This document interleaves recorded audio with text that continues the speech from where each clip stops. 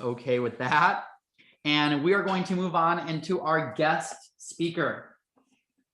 So let me go ahead and bring on the spotlight. We have Mr. Hans Hilton as our keynote speaker for the day. So Hans has been one of my good friends now for a couple of years. I think we might have met at one of the company trips and maybe at one of the SLCs. I can't remember when I first kind of started connecting. And what I liked about Hans is that he didn't actually mean to become a district manager. He was a Hall of Fame, if I'm not mistaken, representative. Is that correct, Hans? Mm-hmm. And you know, I've gotten a chance to talk to him quite a bit, and I think it's like he just loved helping people so much that it almost was like, I don't know how to help people more. Like, what can I do to do that? And it's like, you know what? If it means I got to become a DM, then that's what it's going to take. And he's done a fabulous job. I know that he loves his team. He works with his family. I believe your spouse is one of your co-managers in the office, which is super inspiring. Personally, started selling Cutco in 2002. Has had a $50,000 sales push, 3 weeks. Biggest push, 80,000. Woo! Biggest month, 108,000. Biggest year, 440,000. He's over $3.4 million in career sales. So Hans is going to be talking about the art of closing deals. Let's go ahead and bring and welcome him on, and let's go ahead and shower him with some love in the chat box, and welcome him to our team meeting. Hans, all the way from the West Coast, thank you so much for joining us, sir. Floor is yours. All right, awesome. Thank you for having me. I just finished running training for 4 offices in our division. And wow. So I'm working to get my energy level back up as we speak. So closing, the art of closing.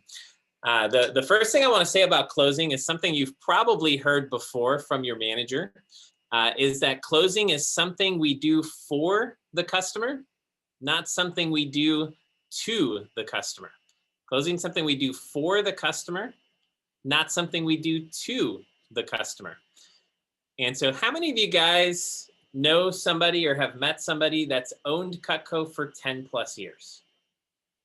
You guys know somebody that's owned Cutco for 10 plus years? It's about half of you guys have your hands raised. How do they feel about Cutco after 10 years? They are ranting and raving. I think, Sydney, you were going to answer. Yeah, I was going to say they love it. Oh, they absolutely love their Cutco.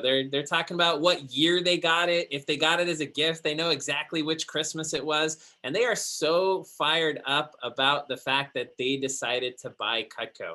So when we are doing a presentation, when we were closing an order, it is to bring that customer that experience 10 years later, 15 years later, 20 years later, where they're ranting and raving and they're thanking you for having pushed them over the edge to go ahead and get their Cutco today.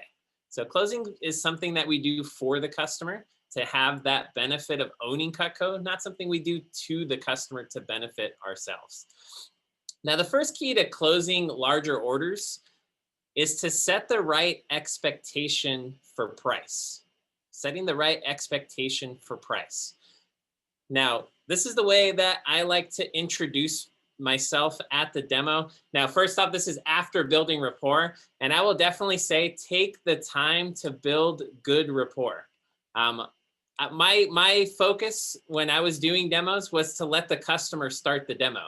So I would ask questions and build a connection until the point that the customer was like, oh yeah, weren't we here for like a presentation? What was it you were going to do? And I was like, oh yeah, geez, I almost forgot. Yeah, let's jump into the presentation. That was my indication that we had built enough rapport and that they were ready for the presentation to start. That way they never felt like I was just here to try to sell them something and leave. And the better of a connection that I built, the easier it was at the end of the presentation to say, you know what, Sydney, you're going to love Cutco. You're going to use it all the time. And by golly, you deserve Cutco.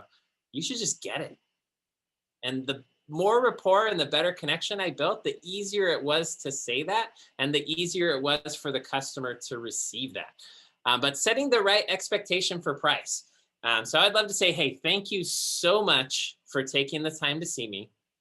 Like I said on the phone, you don't have to get anything. However, Alexandria, I'm going to warn you, most of the people I show Cutco to really fall in love with it. And if you are really nice to me today, I'll let you get some. Yeah. Alexandria's smiling right now. Florencia's smiling right now. I see Colton smiling right now. Guess what every customer does when you say that? They smile as well. They think it's the funniest thing ever that, like, I'm going to give them permission to go ahead and buy Cutco. Like, they're going to be lucky to have the opportunity to buy Cutco. But setting the stage that this is something they're going to fall in love with. Hey, everybody I show this to falls in love with it. And if you're nice to me, I'll let you go ahead and get that today. Now, I know you probably don't have thousands of dollars hidden under your pillow, just waiting for the knife guy to show up in Zoom so that you could buy a knife or two.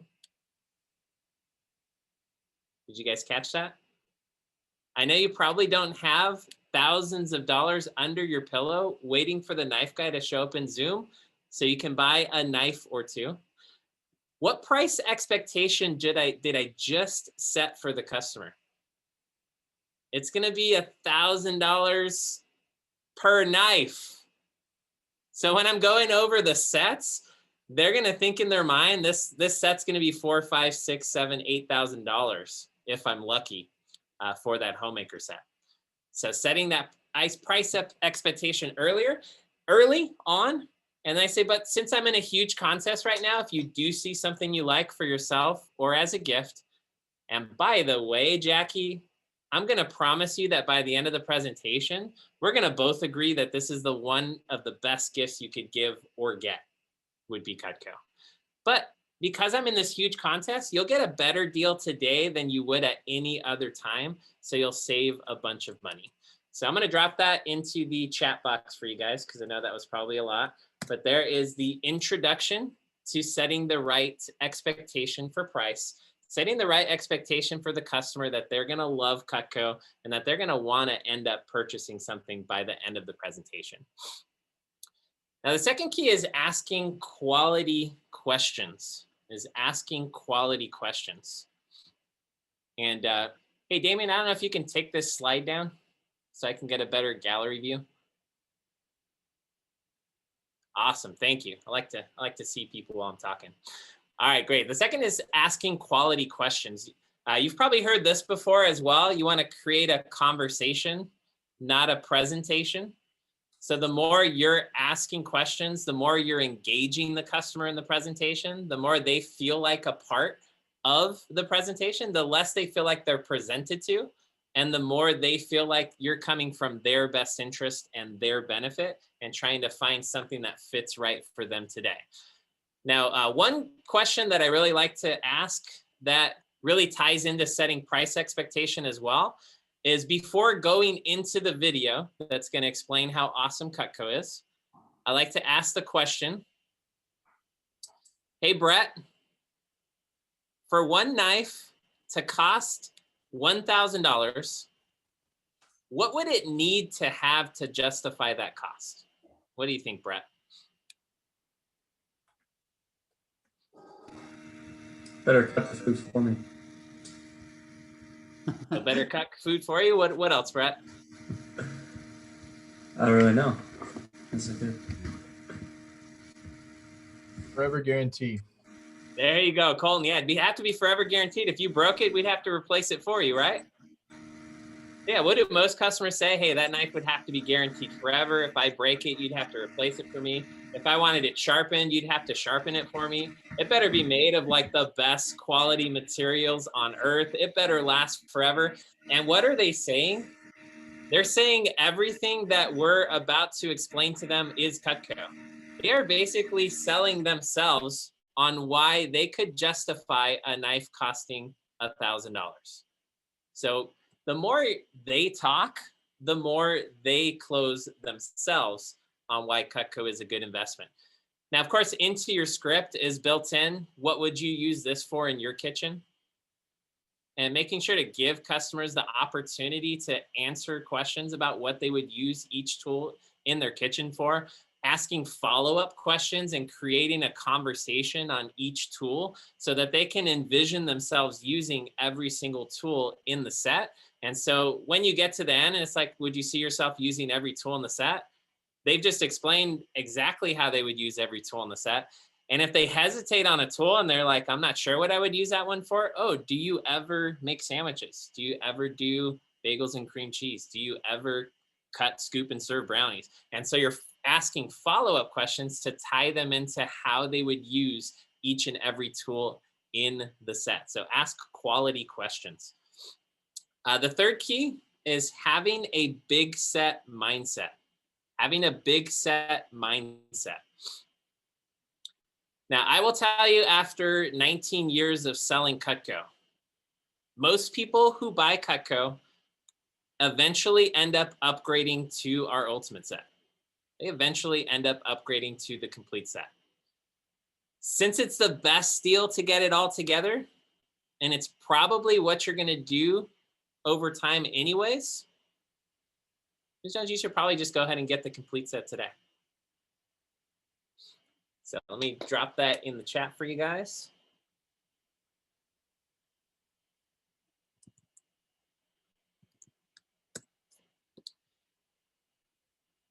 Now I'm going to share the story, one of my favorite stories of a big order that could have been a not as big order. I had a customer call me up and she was like, Hans, I want to buy a wedding gift for my son. And I was like, all right, sweet. I was like, hey, I'll tell you what, I'll come over, I'll sharpen your knives. And when I'm done sharpening, we can talk about your son's wedding gift. So went out, she had an ultimate set, took a lot of time, took great care of her, providing service first. So giving first before obviously asking for anything. And then when we got to the end, I pointed at her ultimate set and I said, did you want to get his in the black like yours? Or did you want to go ahead and get him the white? And I just paused and let her digest that question. And so what was I assuming? That she would want to get her son the ultimate set. She paused, she looked over at her ultimate set, she looked back over to me and she was like, I probably should just get him the complete set, shouldn't I? And I said that exact line. Well, yeah, most people who get Cutco end up upgrading to the ultimate set over time anyways, just like you did. And it's a way better deal to just get it all together. So of course you should get him the ultimate set. And she's like, all right, let's go ahead and do that. Now, I will tell you, as a newer rep, younger in the business, I would have probably suggested a Homemaker Plus 8 to her as being a great wedding gift for her son. She would have bought that Homemaker Plus 8 with no problem. And I would have left being super fired up about a $1,000 order. I will tell you, as a somewhat experienced rep, I would have been fired up that she was buying an ultimate set for her son, and I would have left with an ultimate set order. Now, being somebody who understood that that was way too easy for her to say yes to an ultimate set, I realized that there was room for growth on this order here. And so at the time, the ultimate set didn't have room for steak knives. So it only came with table knives. And her son was like 6'7". And I was like, your son's gonna hate those table knives. They're just gonna disappear in his 6'7" hands. This is what he's gonna like. And I pulled out the steak knife. And she was like, yeah, that's what he's gonna like. Let's add 12 of those. So she added 12 steak knives to the order. And then I was like, and you're probably gonna wanna get him all of your favorite gadgets, the peeler, the ice cream scoop, the pizza cutter. And she was like, oh yeah, for sure, add those to the order. And I was like, and your son likes the barbecue, right? She was like, yeah. I was like, let's add a barbecue set. And she added the barbecue set. So I just kept going through each and every item. And I was like, oh, you're probably going to want this for him too. Ended up being a 4,300 CPO order instead of a homemaker or an ultimate set, just from having that big set mindset. Now, who was super fired up about that wedding gift? Her son. Like, we outfitted his whole kitchen with Cutco. He is never going to forget that wedding gift from his mom. You know who was more fired up about giving it to him? His mom. That was her only son. Like, now that I have kids, of course, like when my kids get married, I'm going to want to give them the best of everything. And so feeling good about having that big set mentality, that big order mentality, and understanding that the customer is the one that's going to be the most fired up in the end, the more Cutco they get their hands on. Fourth key to selling sets is dropping down thinking sets, thinking in terms of sets. Now, the easiest way to drop down into sets is to break up the homemaker set into daily, weekly, and monthly knives. Daily, weekly, and monthly knives. So here are your daily knives. Your daily knives are the paring knife, the trimmer, the spreader, and the petite carver. So when you introduce those, Ms. Jones, this is one of your daily knives, the paring knife. It's something that's going to get used every day in your kitchen. Next one in your set is your trimmer. It's another one of your daily knives. Then your weekly knives. Your weekly knives are your petite chef, your turning fork, and your slicer. Your petite chef, your turning fork, and your slicer. They might not get everyday use in the household, but they're going to get used at least once per week. And then your monthly knives, you probably guessed, is your butcher knife and your carving set. So it's left over in the set. You're not going to use them every day. You're probably not going to use them every week. You're going to use them at least once a month when you barbecue or entertain or have family over. You're going to need your bigger tools. So I'll drop those in the chat box for you as well. So when you're closing on the homemaker, and Mrs. Jones, this set has the daily, the weekly, and the monthly knives in the set. So it's going to cover everything you're going to use every single month in your kitchen. Then when you're dropping down to the galley set, hey, Mrs. Jones, by the way, all we did was take out the monthly knives that are not going to get used as frequently in your set. We left in all of your daily and all of your weekly knives, so you've got everything you would need for every week use. Then when you're dropping down, the set I show them all of the starter set options, but recommend the studio set. Why? The studio set is our most sold starter set. It's got the 4 daily knives in it. So Mrs. Jones, all we did was take out your monthly knives, take out your weekly knives, leave in all of your daily use knives. And what is the biggest key to dropping down? The biggest key to dropping down is sell them off the last set, sell them on the new set. Sell them off the last set, sell them on the new set. So when I'm dropping from a homemaker to a galley set, I'm now selling them off of why they should have gotten the homemaker and selling them on why the galley set is the perfect set for them. And my favorite story, when I drop down from the homemaker to the galley, by the way, whatever their excuse is for not getting the homemaker is exactly why they should buy the galley set. So too many knives, boom, galley set's perfect for you, Mrs. Jones. Too much money, boom, galley set's perfect for you. But one customer threw me a curveball. I asked her, what is it about the homemaker you're unsure of? And she's like, I don't cook. And so like, I had to wrap my mind around that for a second. And then I was like, oh, Mrs. Jones, I have the perfect set for people who don't cook. It's called our galley set. Because if you don't cook, you're probably not going to use a butcher knife or a carving set. But the rest of the tools are, whether you cook or not, are going to be used because it's more of a cutting set than a cooking set. And you know what she ended up buying? She ended up buying a galley set. She's like, cool, I'll take that one. Because even people that don't cook, it's not like they're eating things, you know, full size. They still have to cut things up into smaller pieces. So whatever reason they have for not buying the previous set is exactly why they should get the next set. So sell them off the old set, sell them onto the new set. All right, number 5 is understanding human psychology. Understanding human psychology. Now, who here, when you go shopping, you invite a friend to go with you? Pretty much most of you. Now, why do I invite a friend to go shopping with me? I want somebody to tell me my ass looks great in those jeans. So that I can be like, I'll take all 4 colors. But isn't that why we take people shopping with us? We want somebody to tell us it's the right color, it fits us right, it looks great, and we should go ahead and do what? We should just go ahead and buy it. We should get it, that it's a good investment. So when we're doing a presentation, we are assistant shoppers. We are there to help them make a good decision and to help them shop. We're there to sometimes say, Mrs. Jones, you're gonna love it. You're gonna use it. And you definitely deserve it, Mrs. Jones. You should just go ahead and get it. Now, customers can have pleasure now and pain later, or they can have pain now and pleasure later. Now, what do I mean by that? It is sometimes painful to buy Cutco because it's expensive. It's sometimes painful to say yes to 5 months of $300, but they have pleasure forever when they're using their Cutco. They will always have the right tool for the right job. It will always work perfectly, and they will be super fired up long-term that they purchase their Cutco. Or they can buy Cut No, and it's pain-free today because it's not expensive. It's not painful, but it's painful every single time they use their knives. So Mrs. Jones, 10 years from now, when you're still using your Cutco, not only will the sting of the money you spent today have been long forgotten, but you will be thanking me for helping to push you over the edge and help you get your Cutco today. Jeez. Now this kind of ties back into the belief that you're closing for the customer and not on the customer or to the customer.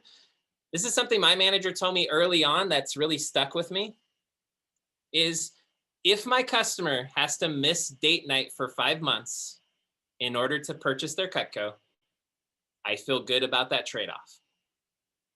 If my customer has to miss date night for 5 months in order to purchase their Cutco today, I feel good about that trade-off because it is a short-term sacrifice for a forever reward.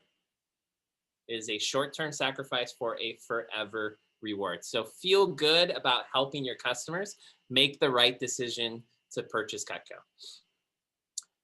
Number 6, the easiest person to sell to already said yes. The easiest person to sell to already said yes. Now, when I was newer as a rep, and I think this is what a lot of newer people fall into, if the customer said yes, I was like, sweet, the demo's over. Let's write you up for that. Sweet, let's get some recommendations. Then as I got more seasoned in the business, as soon as the customer said yes, in my mind, I was like, game on. We just got started with the closing process. Because once a customer said yes, it's so easy to say yes to something else. Once a customer said yes to a galley set, and you're like, by the way, you love that can opener. If you add it on, it's only an extra $13 on your payment today. Did you want to go ahead and do that? How easy is that to say yes to? It is super easy to say yes to. Once your customer has said yes to a buy 3, get 1 free, and then you say, by the way, Damien, that buy 3, get 1 free on a 3-month pay is about $120. That all knife set you really liked on a 5 pay is only $113 today. And you would get a storage tray, and you would get a free cutting board, and I could hook you up with those free super shears. So you would actually pay less today to get the set you really liked than to do the buy 3, get 1 free, and you would get a way better bang for your buck. So would you like to go ahead and do that instead? Game. And it's so easy to show the customer why it's to their benefit to drop back up to the set they really liked. Once they've already said yes to 3 payments of $120, is it easy to say yes to 5 payments of $113? Oh, absolutely, all day long. So showing them the value in dropping up to the set that they liked. So key lines, because you're already getting this, if you add this, it would only be blank. That would only add blank amount per month to your payment. And since you're going to end up adding it eventually, it only makes sense to get it today when it's the cheapest you'll ever pay because you're adding it to this order.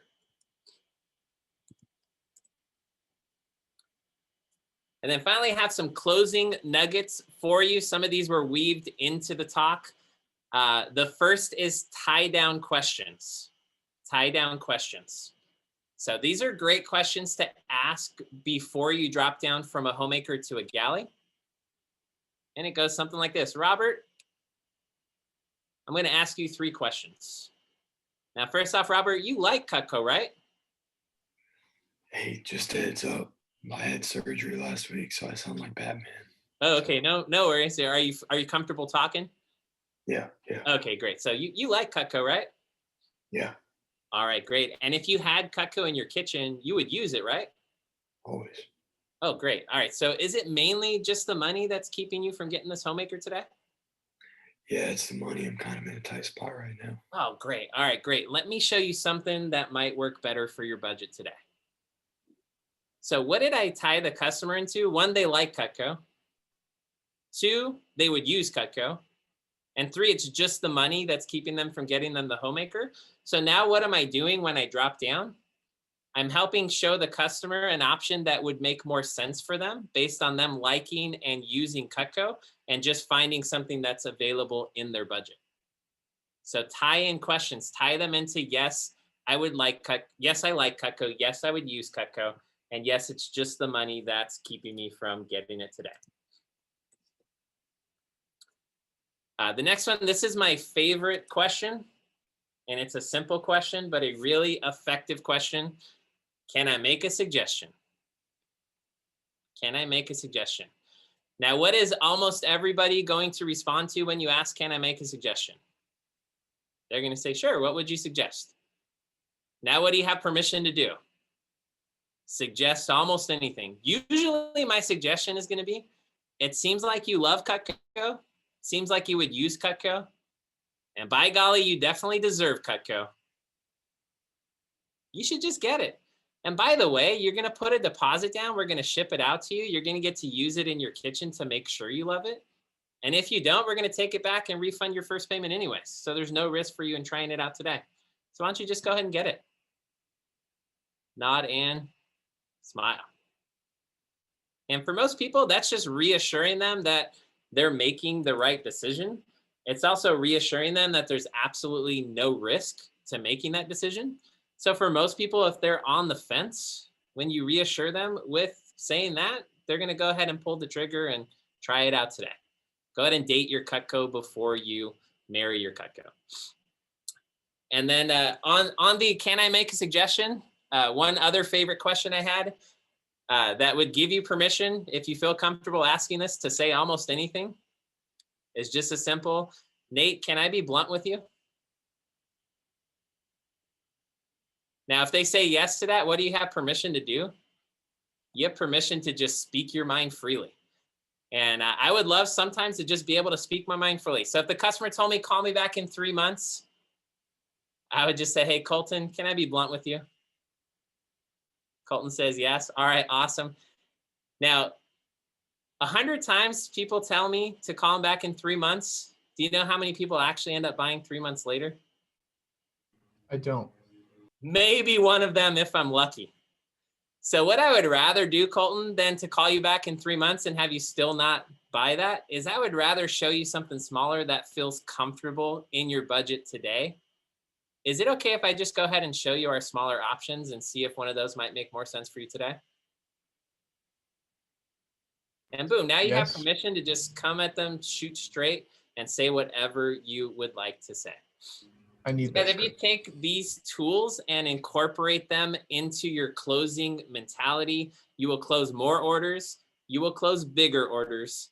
And Damon, do we have time to take questions or? Sure. All right. Does anybody have any questions they would like to fire away? Go ahead, Colton. You have that last script you just said?